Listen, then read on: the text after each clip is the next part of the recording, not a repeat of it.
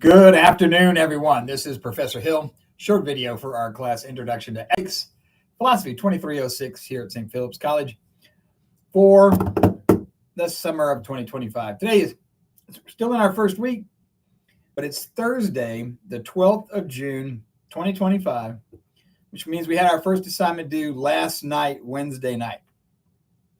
This was just the introduction and to get people familiar with the process of typing into or copying, pasting into the reply box of the discussion.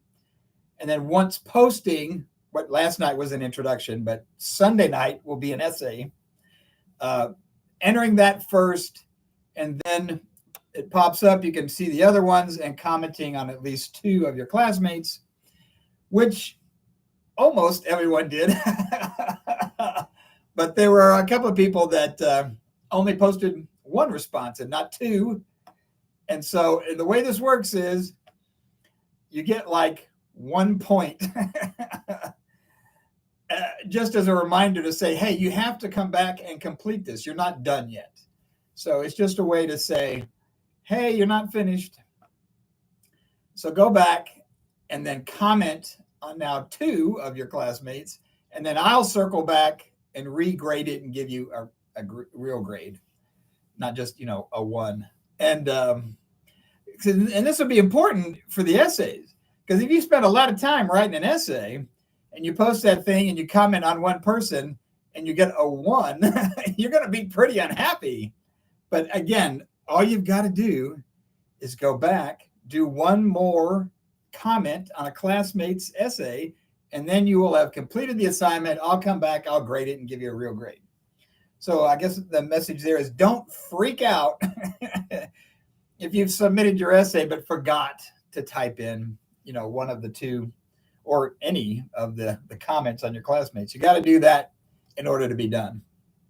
Okay.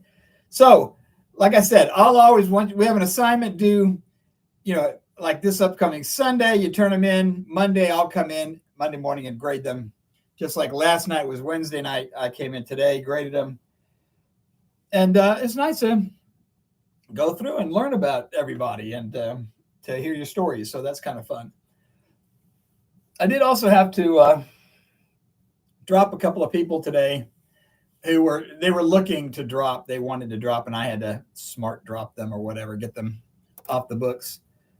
You're able to do that and help those folks. And but now here's the thing. We want to make sure that everybody's got access to the textbook, because you have to read chapter 1 before you do your assignment for Sunday night, which is the Jenny Lake case. And two things about the upcoming case study.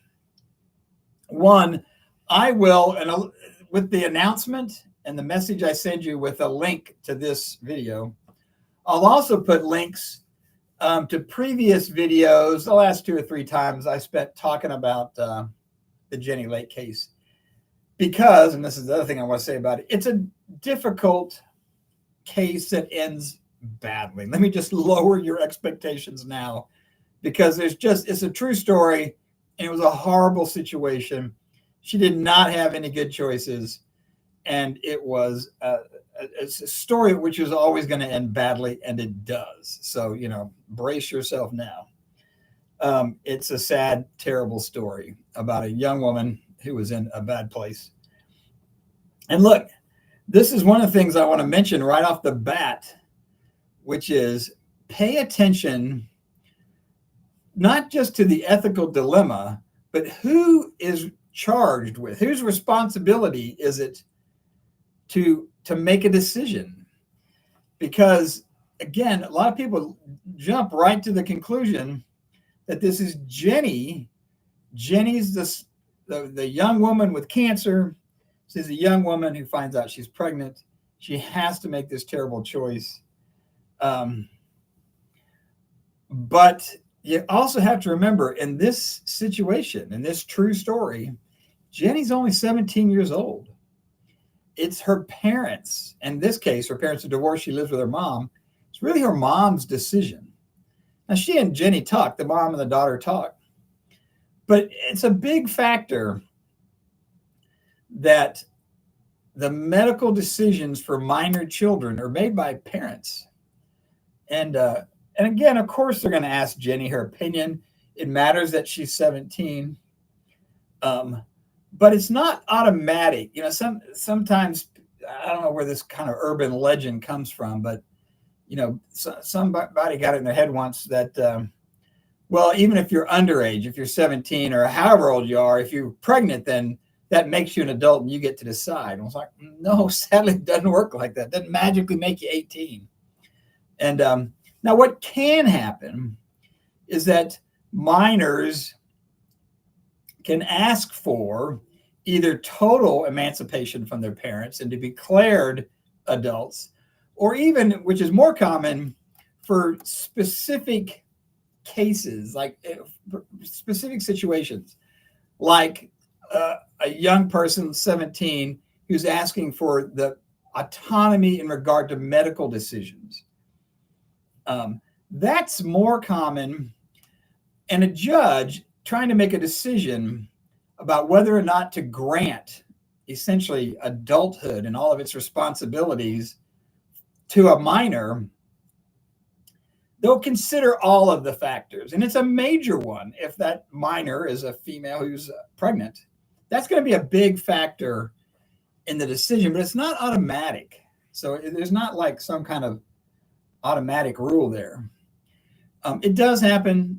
Some children are emancipated from their parents in extraordinary situations where they're in conflict. In this case, you know, Jenny is expressing to her mother that she wants to stop her treatment.